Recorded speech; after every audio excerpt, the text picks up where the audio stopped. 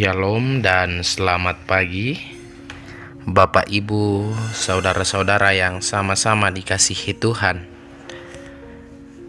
Dari Bukit Sion saya menyapa Bapak Ibu, saudara-saudara sekalian.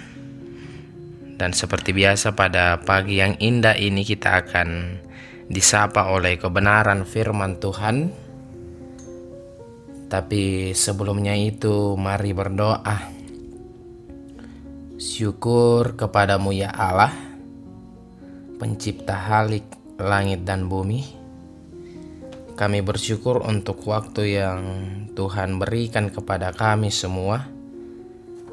Kami bersyukur untuk nafas hidup yang Tuhan terus nyatakan dalam kehidupan kami semua, dan mengawali aktivitas kami pada yang indah ini. Kami rindu untuk disegarkan. Kami akan melandaskannya dengan firman kebenaran-Mu. Tolong dan ajar kami untuk memahami dan memperlakukan firman Tuhan dalam kehidupan kami, agar kami terus merasakan kasih setia yang asalnya daripada-Mu. Bapa di sorga, berfirmanlah, sebab sesungguhnya kami telah siap mendengarkan firman-Mu. Dalam Kristus Yesus itulah Tuhan kami. Amin. Bapak, Ibu, saudara-saudara yang sama-sama dikasihi Tuhan, pembacaan kita terambil dari Bilangan 20 ayat 2-13. Bilangan 20 ayat 2-13. Dosa Musa dan Harun. Pada suatu kali, ketika tidak ada air bagi umat itu, berkumpullah mereka mengerumuni Musa dan Harun, dan bertengkarlah bangsa itu dengan Musa. Katanya, sekiranya kami mati binasa pada waktu saudara-saudara kami mati binasa di hadapan Tuhan, mengapa kamu membawa jemaat Tuhan ke padang gurun ini, supaya kami mati dan ternak kami mati di situ? Mengapa kamu memimpin kami keluar dari Mesir untuk membawa kami mati di situ, untuk membawa kami ke tempat celaka ini, yang bukan tempat menabur, tanpa pohon ara dan anggur dan delima, bahkan air minum pun tidak ada? Maka pergilah Musa dan Harun dari umat itu ke pintu kemah pertemuan, lalu sujud. Kemudian tampaklah kemuliaan Tuhan kepada mereka. Tuhan berfirman kepada Musa, ambillah tongkatmu itu, dan engkau dan Harun kakakmu harus menyuruh umat itu berkumpul. Katakanlah di depan mata mereka kepada bukit batu itu, supaya diberinya air. Demikianlah engkau mengeluarkan air dari bukit batu itu bagi mereka, dan memberi minum umat itu serta ternaknya. Lalu Musa mengambil tongkat itu dan dari hadapan Tuhan, tetapi seperti yang diperintahkannya kepadanya. Ketika Musa dan Harun telah mengumpulkan jemaah itu di depan bukit batu itu, berkatalah ia kepada mereka, dengarkanlah kepadaku, hai orang-orang durhaka. Apakah kami harus mengeluarkan air bagimu dari bukit batu ini? Sesudah itu Musa mengangkat tangannya lalu memukul bukit batu itu dengan tongkatnya 2 kali. Maka keluarlah banyak air sehingga umat itu dan ternak mereka dapat minum. Tetapi Tuhan berfirman kepada Musa dan Harun, karena kamu tidak percaya kepada aku dan tidak menghormati kekudusanku di depan mata orang Israel, itulah sebabnya kamu tidak membawa jemaah itu masuk ke negeri yang akan kuberikan kepada mereka.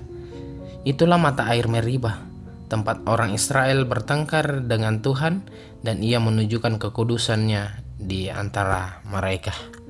Amin. Firman Tuhan.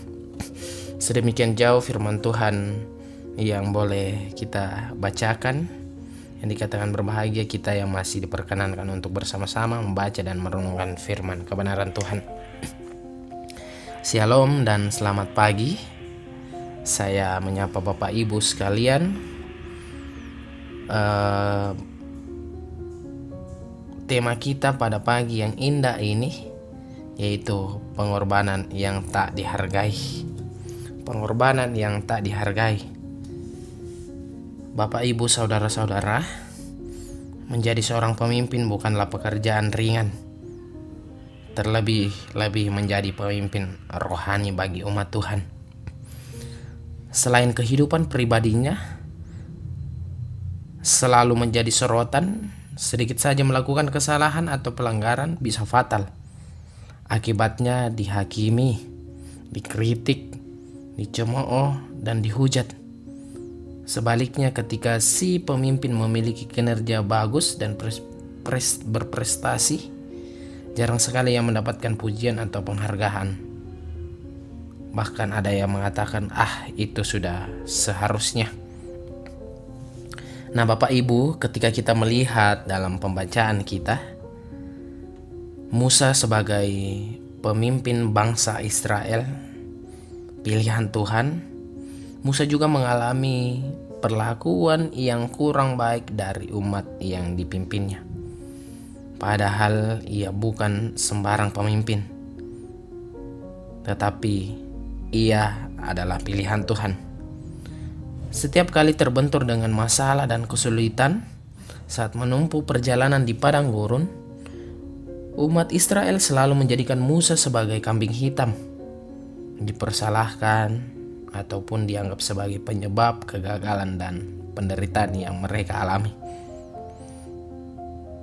Namun, meski diperhadapkan dengan situasi sulit, meski harus menghadapi umat di Israel yang dikenal tegar tengkuk, Musa tetap menunjukkan kesabarannya. Dalam pembacaan kita, adapun Musa ialah seorang yang sangat lembut hatinya dari setiap manusia yang di atas muka bumi. Kita dapat melihat dari Bilangan 2 ayat 3. Dengan penuh kesabaran manusia mendampingi, menuntun, dan membimbing bangsa Israel keluar dari tanah Mesir. Bangsa Israel tidak melihat betapa Musa telah mengorbankan banyak hal demi mereka. Musa setelah dewasa menolak disebut anak putri Firaun karena ia lebih suka menderita sengsara dengan umat Allah daripada untuk sementara menikmati kesenangan dari dosa. Kita lihat dalam Ibrani juga. Jadi di sini Musa memiliki teladan yang cukup luar biasa untuk kita, yang ketika kita melihat Musa rela meninggalkan kemewahan, kenyamanan, dan kenikmatan sebagai anak putri Firaun dan memilih untuk menderita bersama umat Israel. Bukankah ini pengorbanan luar biasa? Tetapi ini reaksi bangsa Israel saat mereka tidak mendapatkan air di Meribah. Mengapa kamu membawa jemaat Tuhan ke padang gurun ini, supaya kami dan ternak kami mati di situ? Mengapa kamu memimpin kami keluar dari Mesir untuk membawa kami ke tempat celaka ini, yang bukan tempat menabur, tanpa pohon ara dan delima, bahkan air minum pun tidak ada? Itu kata bangsa Israel dalam ayat 4 sampai ayat yang kelima. Pengorbanan Musa tidak berarti apa-apa di hadapan umat Israel. Nah, Bapak Ibu dan orang tua yang sama-sama dikasihi Tuhan, bagaimana kita mencontoh teladan yang diberikan Musa pada saat ia memimpin bangsa Israel dengan penuh kesabaran. Walaupun ia dihakimi, Musa rela berkorban meninggalkan segala kenyamanan walaupun ia tidak dihargai.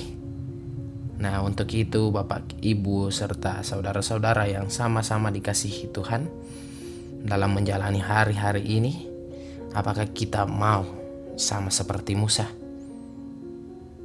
Walaupun dihakimi, ia tetap sabar. Walaupun dihina, ia tetap sabar. Walaupun ia tak dihargai, ia tetap sabar. Bapak, Ibu, serta saudara-saudara, untuk itu mari kita kembali dalam kehidupan kita.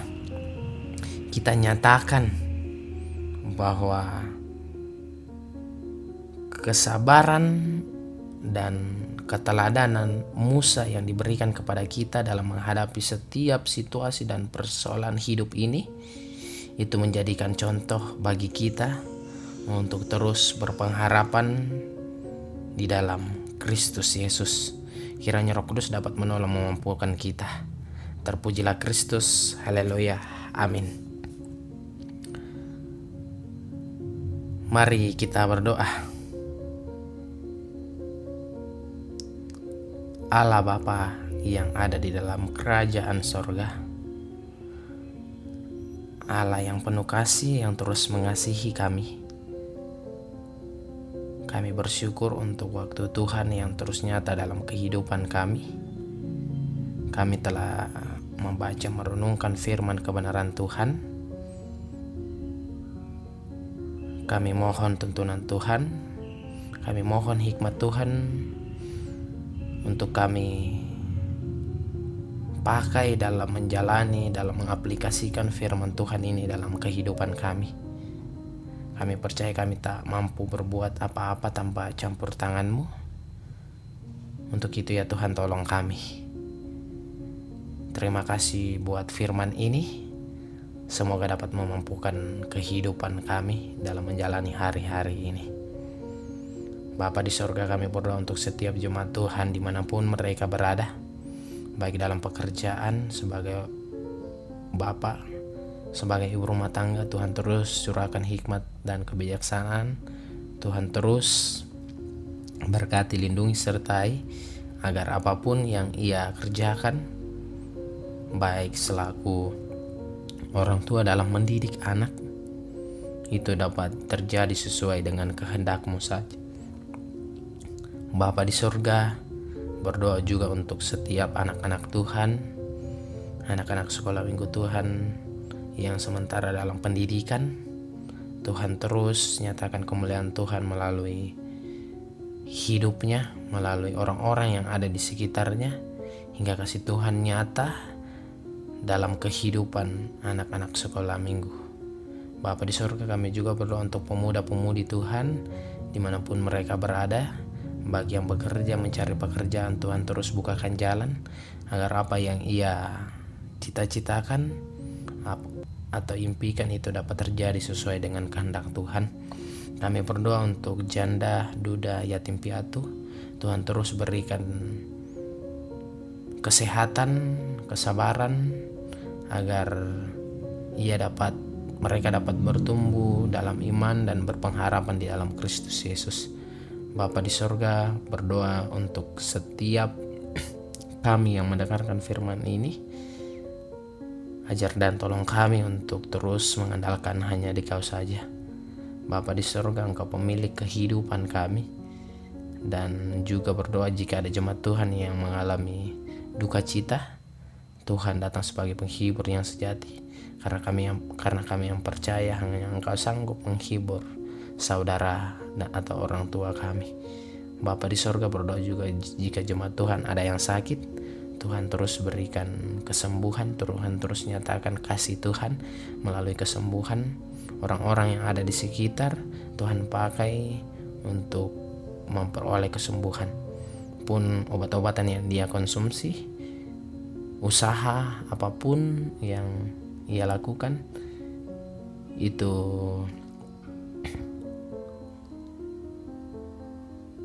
nyata ketika kesembuhan